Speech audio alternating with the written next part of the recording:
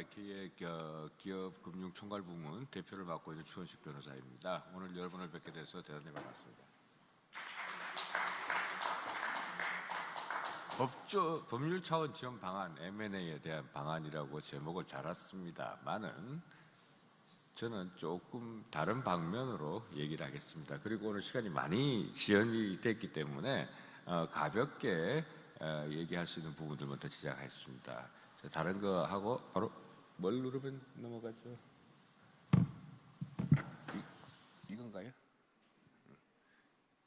자, 이 부산, 울산, 경남 사시는 분들 다 아시는 거죠? 우리나라 제1의 조선소, 우리나라 제1의 자동차 회사, 우리나라 제1의 군수 회사 다 어디 있습니까? 두 개는 울산에 있고 하나는 사천에 있습니다.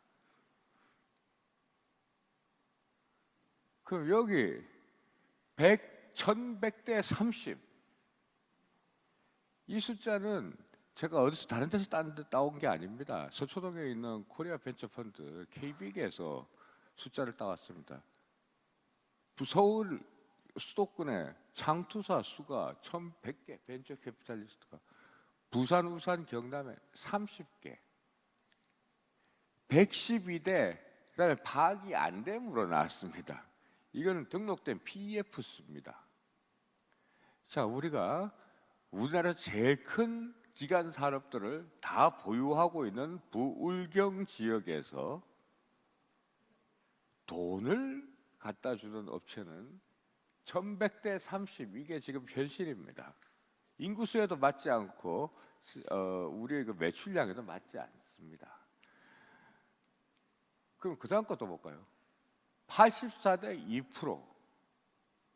이거는 제가 자료를 챗GPT를 통해서 다시 그 거래소 자료에서 찾았습니다. 부울경을 제외한 다른 수도권 지역의 상장 기업들은 지난 1년간 또는 2년간 84% 영업이익 향상을 가져왔습니다. 코로나 이후로 급격하게 올라갔습니다. 부산, 울산, 경남 지역 2% 나왔습니다. 영업이익이 올라가지 못하는 이유는 여러분들이 너무나 잘 알고 계시겠지만 다음에 설명드리겠습니다. 그다음에 상장기업 평균 PER입니다. PER이라는 거는 당기순이익하고 지금 현재 받고 있는 시장 가치하고 차이죠. 근데 서울 애들은 해보니까 12.5 나왔는데 우와 부울경 업체 15.6배 나왔다. 역시 부울경 기업 높게 평가받고 있구나. 이렇게 생각하시면 하수입니다. PER은 주가가 미쳐 빠지기 전에 이익이 무지하게 내려가 버리면 PER은 확 올라갑니다. 당기순이익 대비 시가 비율이거든요. 그만큼 그 주가의 변동, 기간산업에 대한 또 기간산업, 연간산업에 대한 주가의 변동은 많이 안 내려간 반면에 그동안에 이익 성장을 못했다는 얘기입니다. 그러니까 PER이 이렇게 높죠. 언젠간 이게 정상화되면 PER이 8배, 7배 나올 겁니다. 그래서 지금 현재 전체적으로 상장 기업 부분에서도 부울경 기업이 고전을 면치 못하고 있다. 이 말씀은 꼭 드려야겠습니다. 상장 기업 그 종류를 봐도 우리는 주로 전통적으로 조선 자동차, 석유화학하고 그 밴드들에서 전통적인 제조업 분야가 많고 서울 수도권 상장 기업은 다양하게 다 있고 그중에서 특히 요즘 상장되는 것들은 정보기술, IT, 반도체, 전자, 금융서비스 등 그 주요 부가가치 산업들이 고부가가치 산업들이 많은 게 특징을 이루고 있습니다. 그러면은 일반적으로 다들 이렇게 분석들을 하십니다. 여기다 파이낸스 타임즈에서 다 분석도 하시고 하셨으니까 다 아시겠죠. 너무 뻔합니다. 지나친 전통 제조업 의존을 해서 신산업이 없다.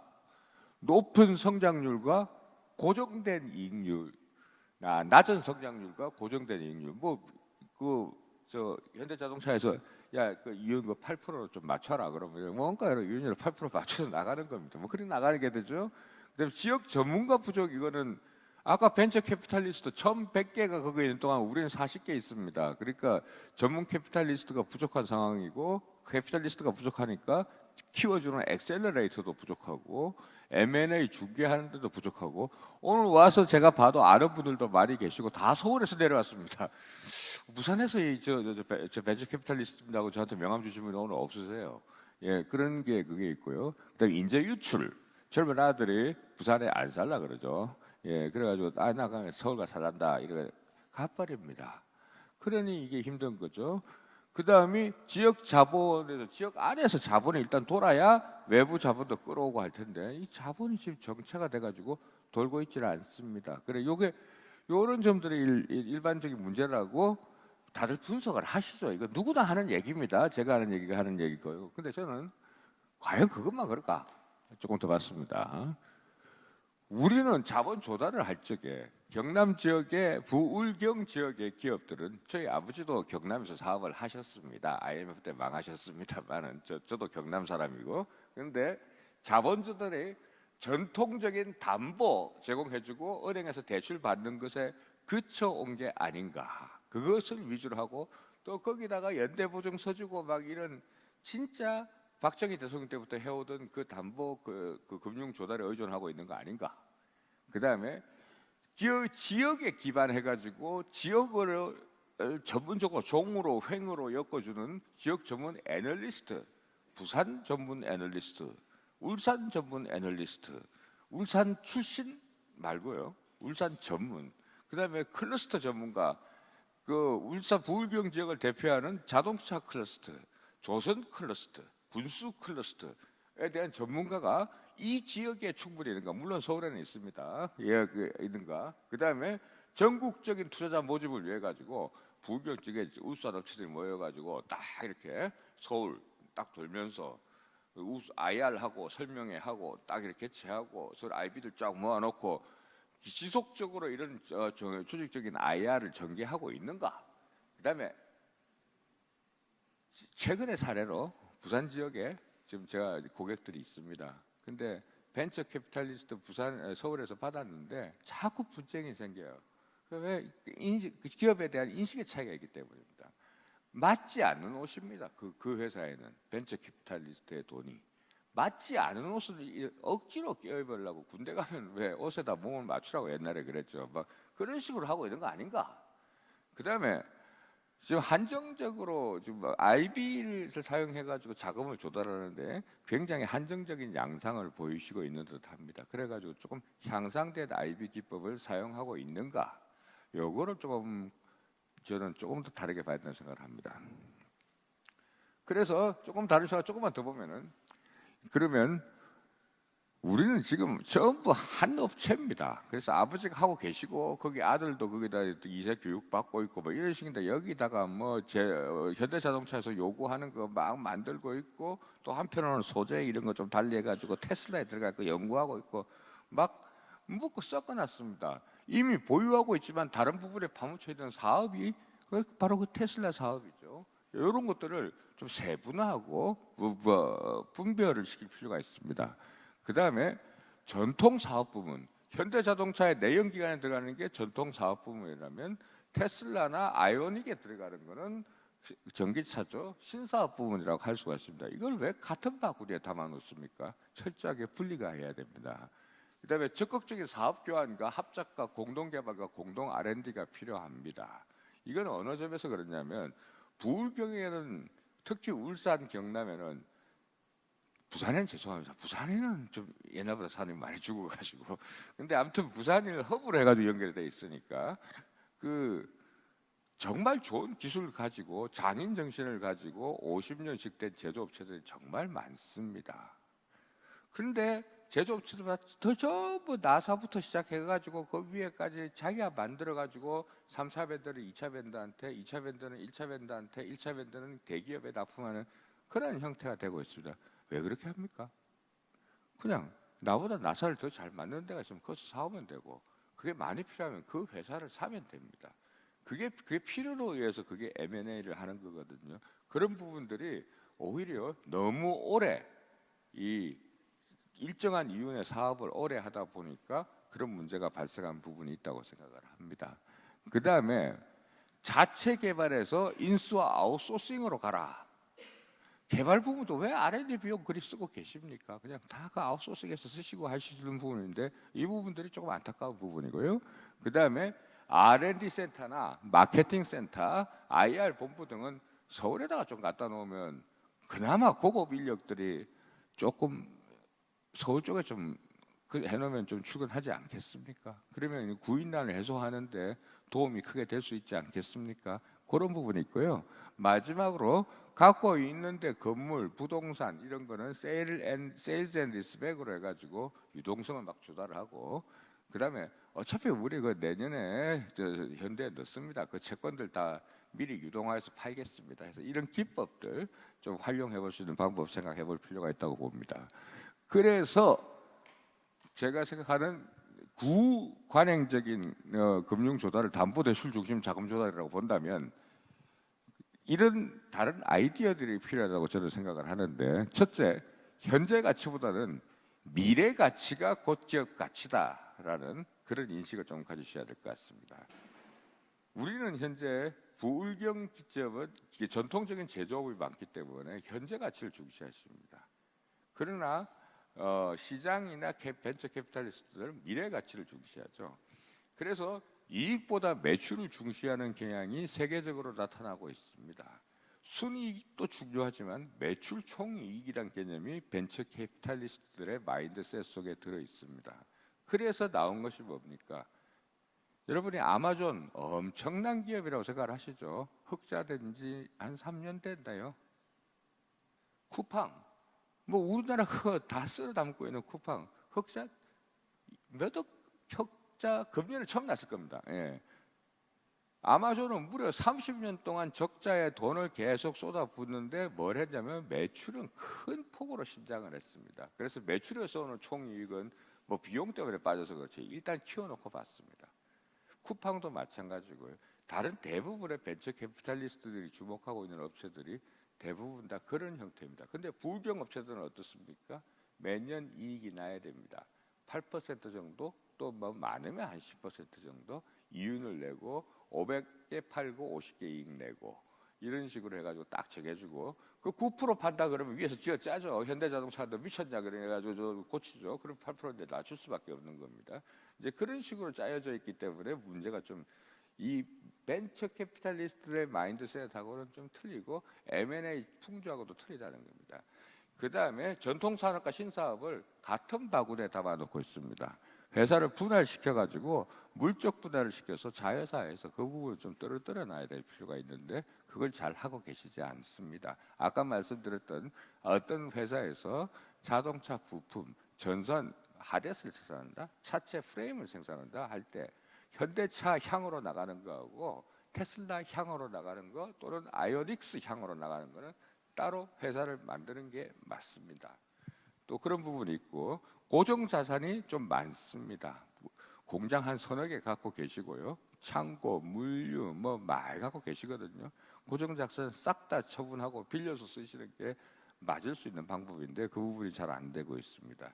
그 다음에 이거는 부울경 지역이 아버지가 아들한테 물려주고 아들이 손자한테 물려주는 구조로 점점 가고 있기 때문에 그런 문제도 있지만 신속한 의사결정이 안 됩니다. 제가 부울경 지역의 젊은 2세들, 젊은 3세들, 20, 30대, 40대 머리 빨리 단 친구들 만나가지고 같이 얘기를 참, 이게 너무 좋겠다, 이래 빨리 합시다. 회장님께 여쭤봐야 됩니다. 아버지한테 가서 물어봐야 된다는 거죠. 근데 아버지, 야, 그거 1년에 몇 억 나는데 뭐 이 의사결정이 안 됩니다. 그래서 신속한 의사결정을 좀 어떻게 좀 해주셔야 되는 그런 방법이 필요하다라고 말씀을 드리고요. 그 다음에 적극적으로 이 같은 클러스터 안에 있는 업종끼리 합종 쭉 수직 계열화를 하고 연행 쭉 비슷한 것들은 필요한 것들끼리 모여가지고 공동 전선도 좀 하고 이런 것들이 필요한데 다들 너무 1차 밴드, 2차 밴드, 3차 밴드에서 해서 그 관계를 몇십 년 동안 유지해 오는데 몰두해 오고 있다 그렇게 보입니다.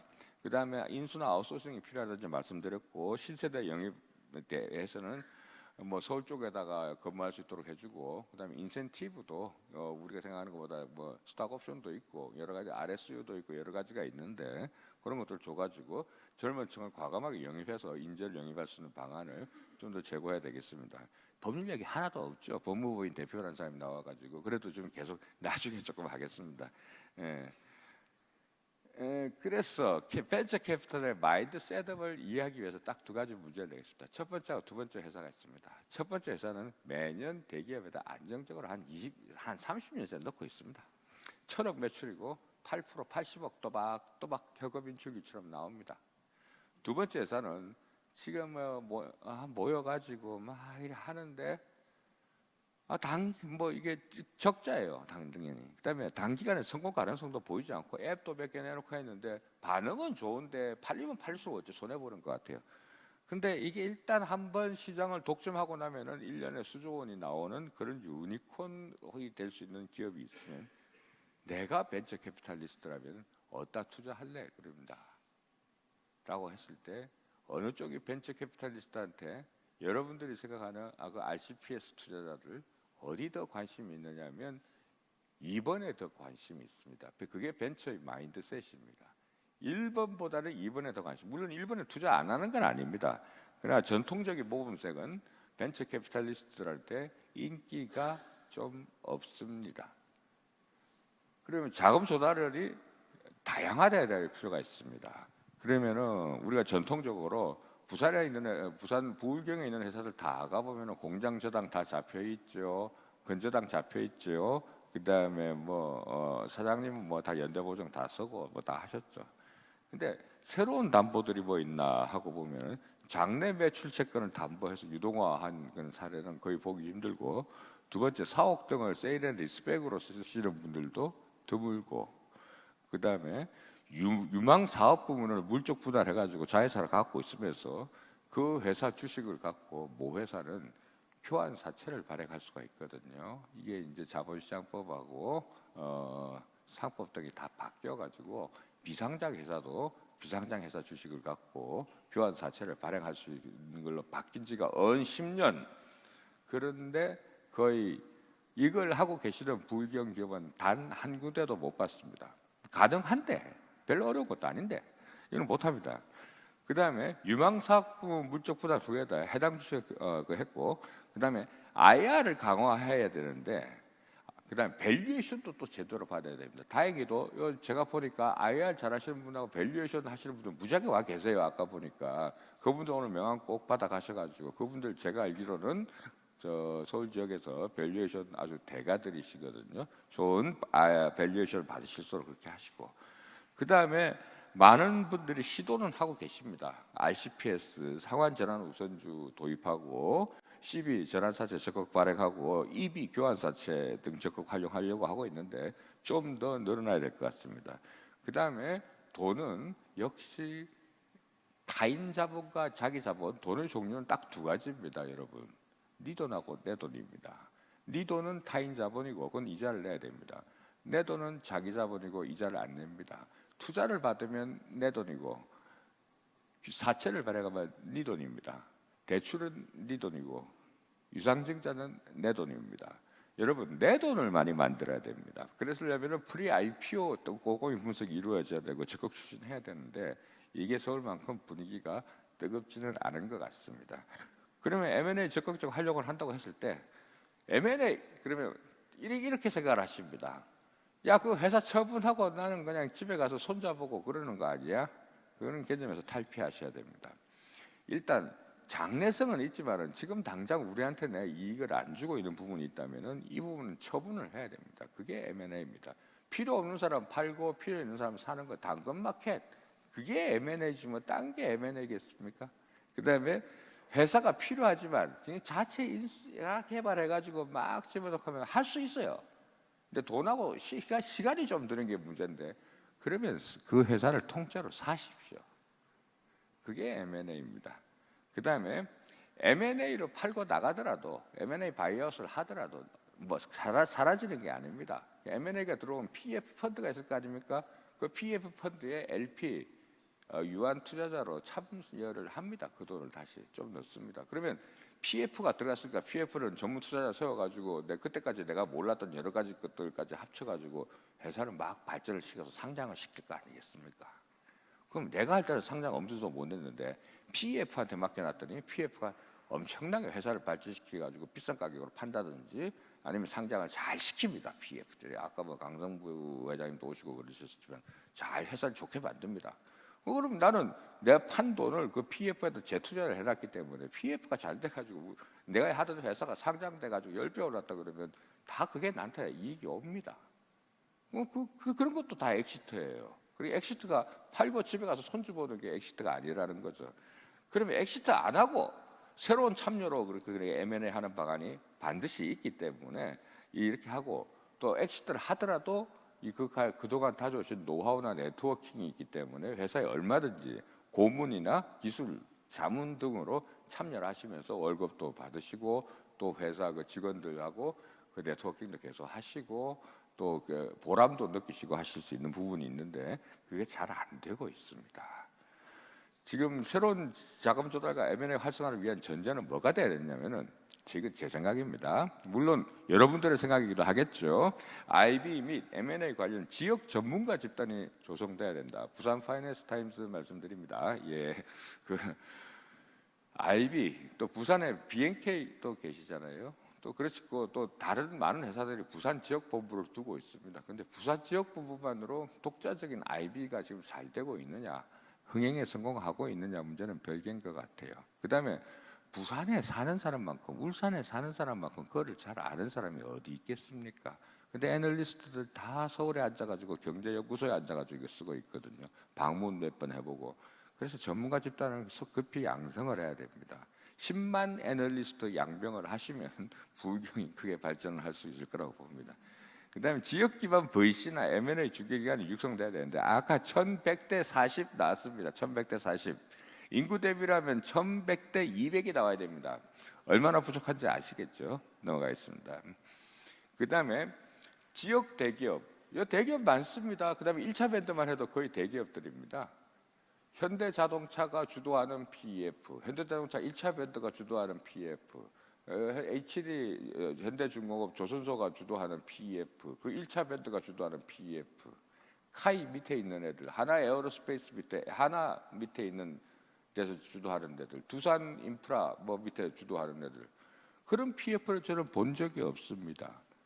거기서 PEF에 적극적으로 나서고 PEF, PE하우스를 만들고 지역적 기반으로 지역 고유의 자기들 그 클러스터를 담을 수 있는 PEF를 만들어주면 굉장히 도움이 되겠지만 아직까지는 그렇게 하고 있지 않습니다. 그런 점이 좀 문제인 것 같고요. 그다음에 지역 전문 기업 분석 보고서가 얼마나 자주 나오고 있는지 의문입니다. 이 부분들은 부울경 지역의 조선 섹션을 보겠습니다. 그래서 개간 부울경 조선 이런 거는 모르겠고 그다음에 그게 질적으로 양적으로 얼마나 파고 들어가 가지고 보고 있는지. 반도체는요 엄청납니다. 누가 내지 말라고 그래도 반도체에 대한 거는 유튜브만 틀어도 하루에도 몇천 개씩 올라옵니다. 근데 부울경 산업에 대해서 그렇게 올라옵니까? 안 올라오고 있습니다. 이 부분에 뭔가 문제가 있는 것 같아요. 애널리스트가 없으니까 IR이 안 되는 거고 IR이 안 되니까 애널리스트가 안 쓰는 겁니다. 그런 점들이 조금 10만 애널리스트 양성을 해야 된다. 또 분석 보고서 발간 소스가 좀 다양해져야 된다. 이거 말씀을 드리고 싶고 그다음에 적극적으로 지역이 IR 여기도 있고 서울에서도 가서 돌고 IR을 하면서 우리는 살아있다라고 보여주고 외쳐야 될 시점입니다. 그다음에 이제 나오네요. 지역식 금융, 증권 금융 및 M&A 관련 전문 회계, 법률, 세무자문 확보. 그걸 제가 드리고 싶은 말씀은 요거 한 줄입니다.